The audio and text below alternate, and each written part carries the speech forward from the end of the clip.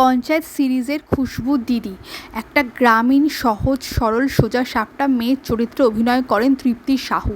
তৃপ্তি সাহুর জীবনও কিন্তু কম বৈচিত্র্যময় নয়। তিনি 10 বছর বিভিন্নভাবে রিজেকশন সহ্য করেন।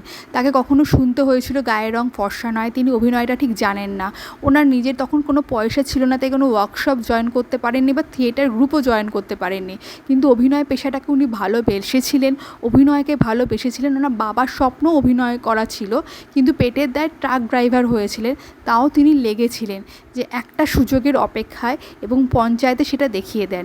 পঞ্চায়েত সিরিজ চলাকালীন ওনার কাছে যখন সেরকম পয়সা ছিল না, উনি একবেলা খেতেন। তো এই রকমভাবে কষ্ট করে আজকে তৃপ্তি সাহু খুশবু দিদি চরিত্রটা ফুটিয়ে তুলেছে, এবং সাধারণ যারা মেয়েরা আছে ভারতবর্ষের, তাদের একটা মুকুটহীন রানী হয়ে উঠেছে দেখিয়েছেন।